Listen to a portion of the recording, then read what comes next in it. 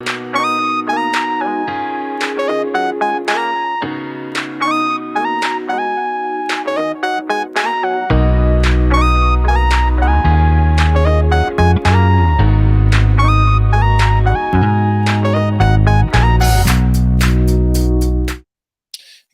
morning, everybody. Welcome to another edition of Rise and Grind. I'm 72 the Architect, aka Jason B, or for my friends on Wisdom and all the apps that they follow me on, YouTube, all that stuff. Still just Jason B. How's today going for you? It's what is it? May 18th. Um, it's a beautiful bright day here in Stockton, California. And what am I going to talk about today? I'm going to talk about I choose versus I could, mental models that you may not be aware of, basically. So that's what we're really going to dive deep into. And one of the things I want to, put first and foremost, I'm not telling people what to do. I just want you to know that things are maybe work in my life and are just in my daily right now. So I firmly believe in the power of words. And do you believe in the power of words? And my answer is it means a lot. Just by a few words, people could go to war. Just by a few words, you can make people excited. By a few choice words, you can change the outcomes of relationships and friendships, work, by just words alone, not even your actions. So what are we saying in passing to each other and not even being conscious of our commitments within our choices, right?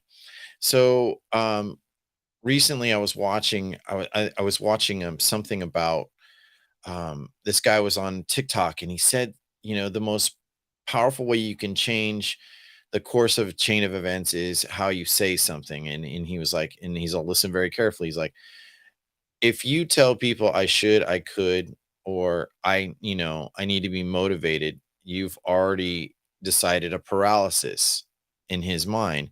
And then he's just like, but the healthy alternative to commitment or to make things happen is I choose, right? So when we look at just those two phrases alone, our mental model of how we're going to approach anything in life. It doesn't matter whether it's love, it doesn't matter whether it's friendship, career choice, it goes on and on and on. So, um, last night I was on Wisdom late night. I had a hard time going to sleep, but I had some in depth talks and I was in my reflections and one of the things that really stood out is I was talking about grace. And with grace, what builds grace, what I was talking about last night is the commitment, right? So I have chosen is like a lead phrase, and it can literally change the momentum in which you're living your lives. I mean, truly, I choose. And that means I'm committed. I'm there. I'm working for this. And whatever outcome is going to shape my character, right? So I think that's very, very important to understand is at the end of the day, what are we trying to get done to the level of our commitments? Do we understand what we're asking for, and how we use that I choose or I could when you're a lot of times I feel when I'm in casual conversations and I have no expectations of people, but one of the things that I constantly hear is, yeah, I should get started on that. You're doing something interesting. And the person you're having a conversation with, they've literally said, hey, that's an interest that would be interesting to follow up in, you know, initially is what happening. But then there comes that one little big defining thing from a I could and I should to I've chosen and that's where I'm going is the analysis. Okay. So why do we over analyze our problems? Why do we over filter our ability? We constantly do it. Last night I was talking to Ryan. He's from the UK. I'm forgetting his name right last name, but pardon me, Ryan. Anyway, the point is when you can, I was talking to him about how you can choose the momentum by focusing on your necessities, right? And one thing that I would definitely say is that when you begin to focus on your necessities and what's most important, then I could is not even an really so much of an option, but I choose just seems the natural way of doing things. Like if you had to think about how you naturally have to survive if your food supply were to stop, if your power were to go out, um, you know, are you constantly in the paralysis of like which do I choose? Like I could look into this way, but or I also could do this way. People tend to get divided in forks in the road always instead of it's like, okay, what is the most important thing? First, my health, my mental health, my spiritual health, my physical health. What skills do I have at any given time? Can I trade for use? That's one of the number one things in survival. So, you know, one thing that I would also encourage people to think is like, okay, I get to the basics. I need to know what do I see versus what I assume. So that also leads into I could or I choose. You may be over hyping and analyzing your environment. And I would definitely have to say it's like I've done that too. But if you give yourself patience, how do you start slowing that anxiety paralysis analysis? How do you slow it down? What do you do? And the only answer that I could give you is simply just saying, hey, you know what? I may not know how, but if I don't make a move, I could be losing out. So it's very important to understand and get through is like, hey, if I stay still, does the condition get worse? That's apparent a lot of times. But how do we navigate when it's metaphysical or casual things that it's like, no, it's not life or death. It's really just a business choice or relationship choice. If you're asking yourself to compromise too much, then what do you really want out of it? I mean, the other side's like, hey, you have an object that you desire. What if it's a relationship or a position at work? I'm willing to give up what in exchange for that? And what does that really do to me? So it's like a return on investment, ROI, right? So now when you really put I choose and I could to that paradigm, you're literally saying, all right, if I go forward with this application of this position, I'm taking a great risk, right? Or hey, I chose this is the best decision I can make right now. How do we get to that confidence to say, well, hey, this builds my momentum and the purpose in which I'm going after. I've got somebody who wants to come on. Let's see. Mac, hey, what's going on? Malcolm, he's been on my show before, on Rise and Grind. Thank you for coming in 3, 2, 1. Malcolm, what's going on, man? How you doing? I'm doing pretty good. Getting my day started.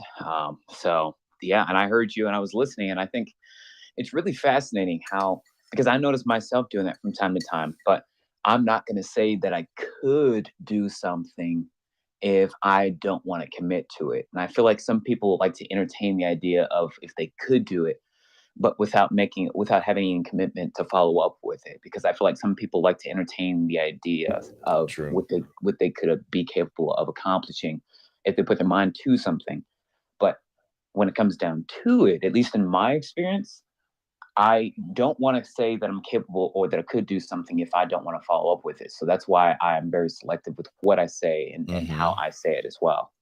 Right. And one thing that I will say to people, if you just let yourself explore, the part where you get to I choose will happen more frequently than I could. And then a lot of times the I could, I should, I would, but and that but word, which I can't stand when people use, even I try to watch myself in using the but, well, it's this, Yeah. but Hmm. and it's like, why not we are choosing like there is an addition that an additional thought that I have. That takes a long time to say and it makes you sound proper. But you know what? To me, if I'm looking about how I say things to people, there should be no deliberating on what I meant or what I said. Try to work on your grammatical flow in being respectful to yourself and to those you speak with.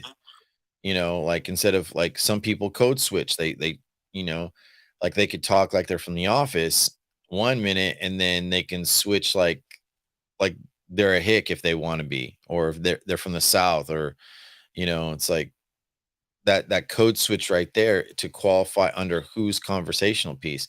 But instead of like, hey, I talk this way, I'm educated, I work for it, it works for me, and there's no distrust in the movement. So I think that's a really, really big deal, you I know? do too. And I feel like it's important to ask yourself, like, do you really want to commit to this thing? Or are you saying it to, are you saying, saying it to gratify yourself or to Mhm. gratify other people? Like, who are you trying to press? And do you want to let yourself down or do you want to bring yourself up? Me personally, I want to bring myself up. So I'm going to, of course, say things that I definitely want to follow up with. Like the other day, I was like, you know what? Maybe I should do this. I definitely should do this. Actually, you know what? I will do this. And the next day, I followed up with executing that trade and investment because I was like, the only thing that was holding me back was myself, and I kept finding excuses to try to motivate myself or to not motivate myself and thinking that I couldn't do it. It's weird psychology. It's like Yeah, and you are how do truly you the get how arbiter. do you how do you get out of your own way by stop overthinking? That's really, I think a lot of us, because we have so many tools.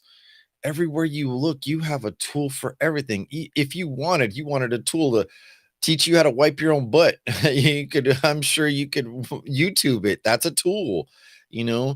But the thing is like the big critical part of self-reliance, the reliance and the trust of yourself. The momentum becomes because of reason. There was enough force, the physics, a body in motion stays in motion. Body at rest stays at rest. Well, what puts things into motion? It's that synopsis going off in your head, the vision, whatever you want to accomplish in life. And you just really have to say, well, you know what? This is really what I want. This is really what I desire. I understand it's going to come with difficulties. I'm going to have to give up some hours, some effort, my commitment. And I feel a lot of us, if we were to understand, by putting my commitment today is to be the best podcaster I can possibly be within this time I'm speaking. This is the best time for me to exercise my hospitality to my friend Malcolm live on air. Those are commitments, as long as you're They willing to truly are. put the work in. So when people are using, this is the autopilot or robotic part of ourselves. When we are trying to navigate which word should I put out next while I'm in front of a person who proposes something to do, or that you to buy or invest, it's like, yeah, I could, I should get into the gym.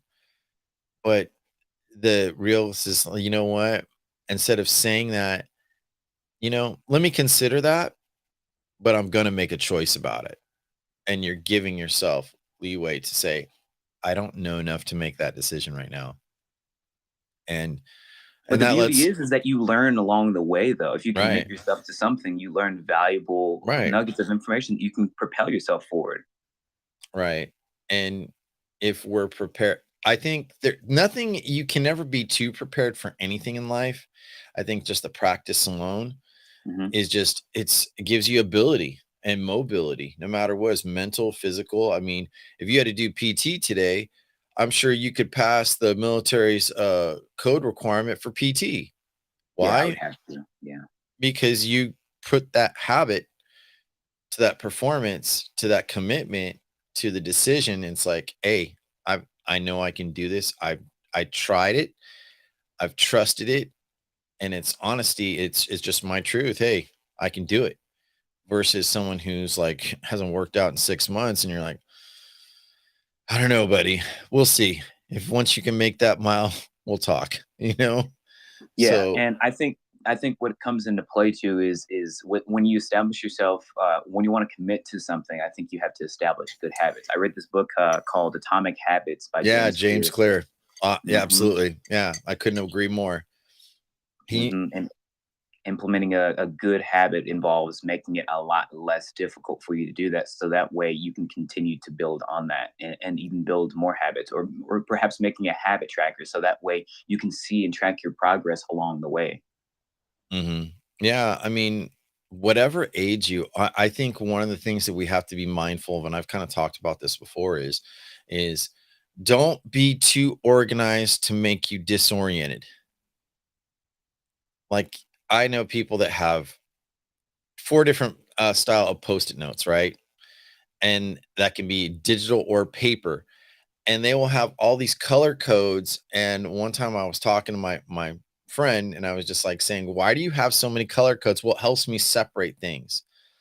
And I'm like, "You're so organized, you're disoriented, aren't you?" She's all, "Yeah, I feel overwhelmed." I'm all, "Why don't you put priority lists not according to color code, but it's just like, hey, emails from this person are important, and then, what are my calendar moments? Do I calendar my email time? Do I calendar research time? Do you allocate?" And they were like, "What? Wait, what are you doing?" And I'm like, "I'm disorganizing you to organize you."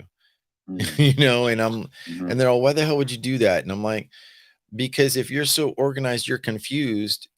People like say, "I've got to get organized. I got to get inspired. I got to get motivated." That's just like I saying I could, instead of, you know what? I'm definitely taking some steps to put my time into my calendar so it works efficiently. I feel as though if you implement a system that works for you, or perhaps some form of structure, you're more likely to follow through with the commitments that you place before Right. yourself. Right. Some people, but this is for those people that are so ingrained in that system so often that taking themselves out of it and having to make an audible or an adjustment is not very easy. It's Oh, no, it's frustrating. not, because you've Yeah. conditioned yourself over a Yeah. long period of time. So, but if you allow yourself to be like, you know what? Let me take a step back, take a deep breath. Let me realize my situation right now, and a lot of times when we could be in front of clients or customers or just people in general, and you don't have that, let me just take a step back, because you don't want people to feel like, oh, you're feeling threatened. So you have to kind of Yeah, like within yourself to say, well, um, all right, let me think about that. Let me take a pause. I'm not going to make a decision right that. And that's one of the things that has saved me out of so many conversations and so many problems, especially lately. There have been people that have approached me, "Hey, Jason, I would love to do an in-depth conversation about A, B, and C, or this mhm, politics." And I would say, "Okay, what are your 5 questions? What do I represent that would be an asset to you on your show, and what vice versa?"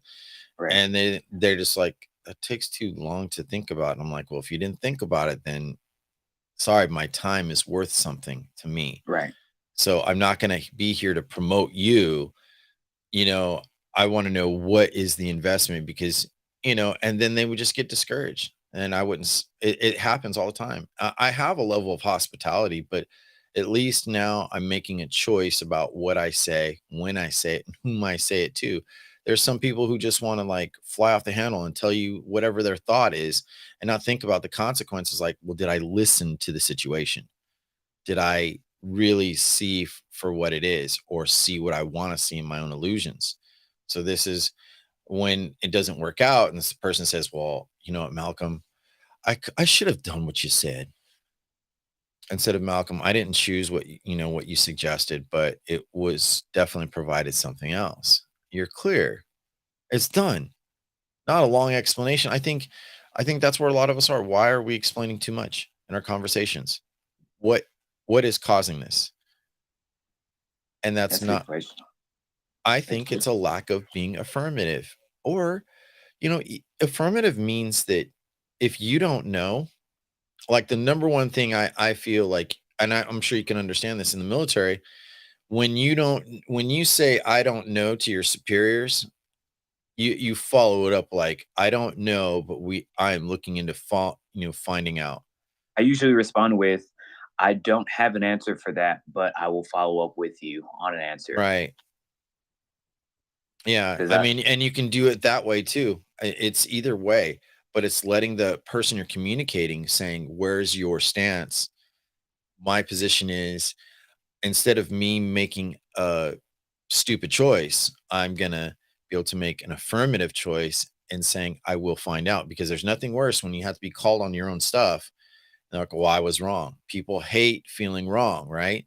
So Yeah. so the real question comes to mind is, how do I make fewer choices like that? Simple, you know, always be evaluating your body and its position and how you are in presence. And that means when your anxiety's keying up, start breathing just calm. You don't have, the other person doesn't know, just like, and it's kind of like, if I'm having a casual conversation, say like you're saying something that pissed me off, and I'm like, Hmm.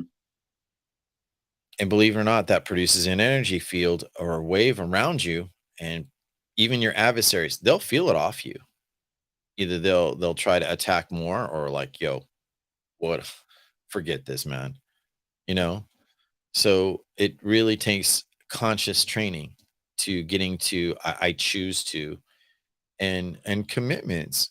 Yeah, I agree wholeheartedly, and I think it's also important to recognize when you think when you don't know how you can go about it, but are willing to commit yourself to figuring out how you can get about it. Like, I will confidently concede I don't know everything there is to know about the market, but if I really want to generate success for my prospects, then I have to admit first and foremost I don't know this, but I am willing and I will continue to pursue what opportunities or what yields my hard work and commitment through trying to figure out how I can make this system work. Because if I don't give myself the space to try, then I'm basically saying I don't care about it at all. And I'm making a baseless commitment and then having to substantiate for that when someone does ask me, what did you do? And I'm like, I didn't do anything. I don't want to have to deal with that. So instead of procrastinating or flirting with the idea of what if, I just do it now. I mean, I just, Right. I'm like, why not? What's the worst that could possibly happen? I could fail and then I go back to the drawing board. Right. You know what I equate that to? I was watching a documentary on one of the guys that I grew up watching in skateboarding. And I was a skater when I was like 10 to like 16. And when I saw Tony Hawk's documentary about his approach about getting a 720, or whatever, some skateboarding feats. And this he's a little older than I am. I think he's like 53. And here I'm about to be 50. And this guy is methodical in his attempts. It's like every time he itches forward. And when he gets that commitment, that, okay, I feel that commitment, I can repeat. If I've done it once, I can do it again. And I think that that's where we need to start working on the most right now, is looking and understanding what you really want. Are you asking for the right thing? Like me, what am I asking for? Well, I've asked the universe and God to bless me, tomorrow when I go to court. I want to see that is the only thing that I want right now. And I distinctly know why I'm asking for it. So now I choose the commitment. When I have to go to court tomorrow and I have to deal Mhm. with the other side, that is my commitment. That's my position. Am I Yeah. wrong in my position? No. We'll have to find out the results. So that is just an example of, like, if we want better results out of our own lives, first understand what's coming out of that mouth. Hmm. That's the hardest part, is we have so many thoughts that it's like a ticker tape, and it's like when Hmm. you see it on the screen, like on the investment screen, I know you know what I'm talking about. And Yeah. you're just like, okay, what was the trade code on that? It went by fast. Oh, it's up 17%. Oh, now it's up to 25%. Oh, it's on a rise, Hmm. and you're like, should I buy now before it gets too expensive, or forget it, let it go? And we work off of that trending momentum. But see, how do you apply that to your emotional self, your inner self? Well, that takes a lot of time and training. And if you commit to it, be a lot happier with the results, in my opinion. And the casual conversations, when you say something, people like, you know what? I like that guy, Malcolm. He not only says what he feels, but I can trust what his experience. That says a lot right there. Hmm. And people will do that, but you're never going to be aware. You don't you don't get to like draw up like, oh yeah, hey, vouch for me. You got me, right? You know me. No, Mhm. you're putting them on the spot. It just comes natural. It's like, hey, focus on the best living of you right now. I commit to choosing to live the best personality that I can be. So But when it comes to making these "I could" or "I choose" committed choices, I think you need to also ask yourself, are you committing yourself to just one thing or too many things? And I've at one point have overwhelmed myself with making too many commitments to the point at which I couldn't focus on just one commitment. And now I'm scattered all over the place trying to do this because I don't like to let people down. Because one thing about me is if I give you my word, I will find a way around what I can do in order to ensure that we get the results that I said that we would. If I said that we're going to figure out how we can go about this strategy, and if the first attempt has failed, doesn't mean that all of them are going to fail. We're going to continue to keep trying. But that doesn't mean that we have to deviate away from that and try other things and give up on this first commitment.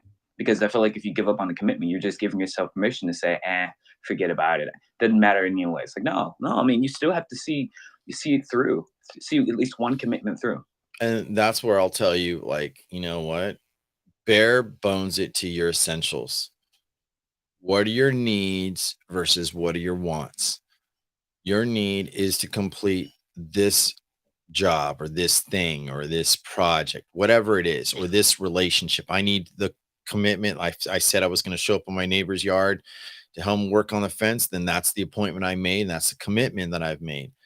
If something comes in, I don't think it's necessary to over explain why you can't. Things come up, but can you readdress to a point? That's what I was talking about Ryan last night.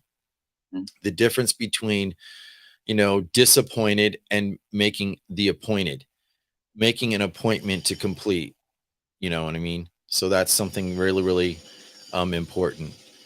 Anyhow, I'm going to have to start bringing this to a close because I only do 30 minutes on Rise and Grind, and my neighbor across the street is using the jackhammer. So it's going to come through and drive me crazy. Yeah, Malcolm, thank you so much. I'll have to do a part two of this talk. But absolutely. for ladies and gentlemen out there, I'm on YouTube, producing live from Restream. Hit up my medias. Rise and Grind is usually here Monday mornings between 7 and 8. I try to do a half hour, and that's pretty much it. So make sure that you subscribe and like. If you're not following me on Wisdom, it's a great place to follow and listen to somebody. You can also follow me on YouTube. And also, I just want to give a little bit of a shout out right now. So I've been using, instead of drinking coffee in the morning, let me tell you, I have been using this product called Mud Water. And I don't think the cameras really can really show it. But anyways, it just blurs things out. But anyway, what is Mud Water? It is a better than coffee substitute. This has cacao, lion's mane mushrooms, cordyceps, changa mushrooms, reishi, cinnamon, turmeric, and Himalayan salt. Since I've been drinking this a little bit, I can definitely tell you that it is a mind activator. I feel calm. I don't feel over adrenaline like coffee. It's like that first 20 minutes, you're like, okay, I'm going on momentum. So if you get a chance, hit me up and I will share. Matter of fact, on my screen, there's my code. You can go to, Mudwater, or send me a direct message. I'll send you a code. It's HTTP, was it hyphen slash slash fby.me/v/ Jason underscore 28357. So if you want more details about this product, I'm going to be actually talking about people substituting and really paying attention to what they're drinking instead of coffee in the morning. Like, hey, what's getting us conscious, and let's stop trying to chase, keep to have the energy. So make sure that you hit up my social medias. And yeah, I definitely want to talk about the product Mud. It comes in this nice container. You get like one of those coffee frothers, which is kind of great because it stirs up your whatever your hot drink, and you can add this to your coffee, smoothies, or teas, or just drink it itself. And what does it taste like? It's earthy, that's for sure, but I mix it with honey in the morning and I add some cream, just some whole cream. You can use almond milk if you want, whatever you want, or you can use some coconut oil and throw in some MCT, and this will help work with your digestive system, your your adrenal glands and all that great stuff. So I'm going to do a talk about mud water after I've had like a first full 2 weeks. So, and also if you get the code from me, um, what I can do is you'll get like $10 off your first purchase. So this box that I got from Mud Water, I mean, it's great because you have essentially a box that tells you, hey, take a tablespoon and drop it into hot water, add whatever you like. Some like it with, dab of honey, some get frothy with you can make a latte out of this. So I think it's a great product.